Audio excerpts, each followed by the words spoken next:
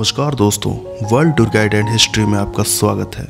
दोस्तों, भारत के प्रत्येक पर्यटन और दार्शनिक स्थल यहाँ की प्राचीन सभ्यता और आध्यात्मिक कथाओं से जुड़े हैं। उनमें से एक अद्भुत स्थान विंध्याचल का है। भारत के उत्तर प्रदेश राज्य के पूर्वी हिस्से में मिर्जापुर जिले में स्थित इस स्थान की सुंदरता अद्भुत है। गंगा नदी के किनारे और विंध्य पर्वत श्रृंखला पर स्थित ये पवित्र दार्शनिक स्थल माता दुर्गा के 52 शक्तिपीठों में से एक है। हिंदू आस्था से जुड़े श्रीमद् भगवत पुराण की कथा के अनुसार कंस की बहन देवकी के गर्भ से जन्मे 8वीं संतान श्री कृष्ण को वासुदेव जी ने कंस से बचाने के लिए भीषण तूफानी रात में यमुना नदी को पार कर मथुरा के गोकुल में नंद जी के घर पहुंचा दिया था और वहां यशोदा के गर्भ से पुत्र के रूप में जन्मी आदि शक्ति योग माया को वो मथुरा की जेल में ले आए। कंस को देवकी की 8वीं संतान के जन्म का समाचार मिलते ही उसने उस नवजात कन्या को पत्थर पर पटक कर जैसे ही मारना चाहा, वह कंस के हाथों से छूटकर आकाश में पहुंच गई और उसने अपना दिव्य स्वरूप प्रकट कर कंस के वध की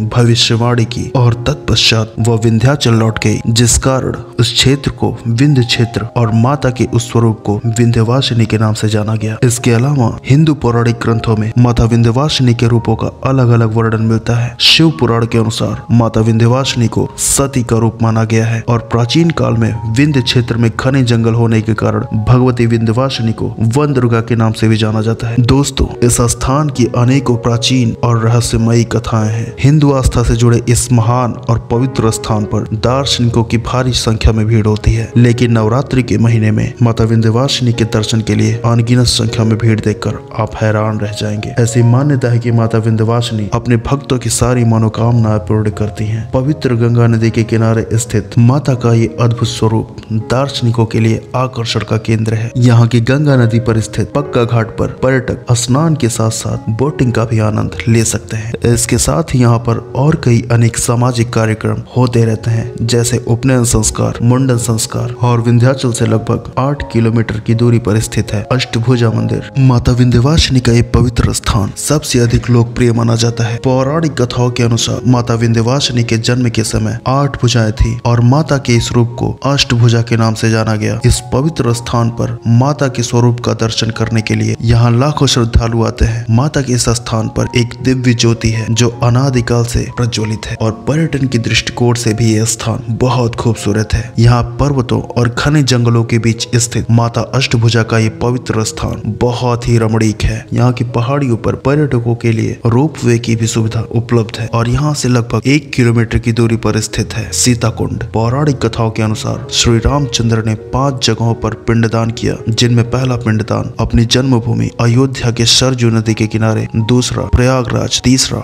विंध्य क्षेत्र, चौथा काशी और 5वां गया। ऐसी मान्यता है कि श्री रामचंद्र जब माता सीता के साथ विंध्य क्षेत्र में अपने पितृजनों के पिंडदान के लिए गए, उस दौरान श्री राम ने माता सीता को वहां ठहरने के लिए कहा और स्वयं जल की तलाश में वहां से 2 किलोमीटर की दूरी पर स्थित गंगा नदी के तट पर पहुंच गए और तभी माता सीता के पास भगवान श्री रामचंद्र के पूर्वज प्रकट हुए और माता सीता से जलपान का आग्रह किया और तभी माता सीता ने उस स्थान पर अपनी शक्ति के द्वारा जलकुंड का निर्माण किया और अपने पितरों को अर्पण किया और ठीक उसी स्थान पर माता सीता ने एक शिवलिंग का भी निर्माण किया। यह शिवलिंग वर्तमान समय में मंदिर के निचले भाग में स्थित है और तभी से इस स्थान का नाम सीता कुंड हो गया। ऐसी मान्यता है कि इस कुंड से निकलने वाला जल अमृत के समान होता है, जो कि औषधीय गुणों से भरा हुआ होता है। मान्यताओं के अनुसार ये जल अनादिकाल से प्रवाहित है। इस स्थान पर आने वाले सभी श्रद्धालु इस जल का सेवन अवश्य करते हैं और ऐसा कहा जाता है कि इस जल के सेवन से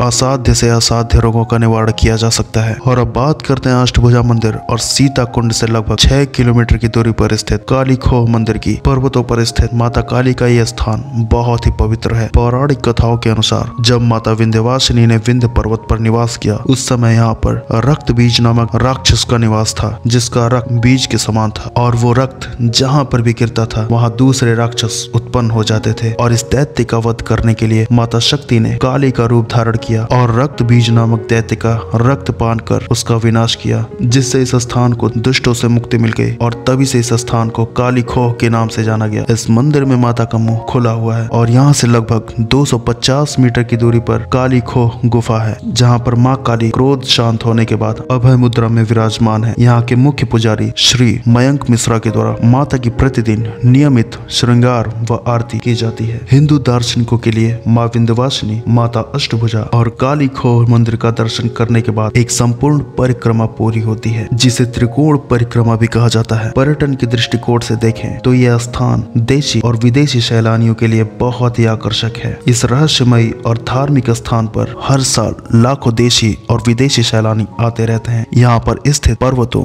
वनों और नदियों का नजारा बहुत ही आकर्षक है। दोस्तों, मिर्जापुर जिले में और भी कई बेहतरीन टूरिस्ट स्पॉट हैं, जिनके चर्चा हम अपने अगले वीडियो में करेंगे। दोस्तों, अगर आप एक अच्छे टूरिस्ट स्पॉट और दार्शनिक स्थल पर जाने की सोच रहे हैं तो विंध्य क्षेत्र आपके लिए काफी रोमांचक स्थान हो सकता है। इस स्थान पर जाने के लिए आपको नई दिल्ली से बस, ट्रेन और हवाई जहाज, ये सारी सुविधाएं उपलब्ध हैं। नई दिल्ली से मिर्जापुर की दूरी लगभग 840 किलोमीटर है। तो दोस्तों, आज की हमारी इस वीडियो में इतना ही। अगर आपको दुनिया के और भी ज़्यादा टूरिस्ट स्पॉट और हिस्ट्री के बारे में जानना है तो हमारे चैनल को लाइक और सब्सक्राइब करें और बेल आइकॉन को भी प्रेस करें, ताकि हमारे लेटेस्ट वीडियोस आप तक पहुंचते रहें।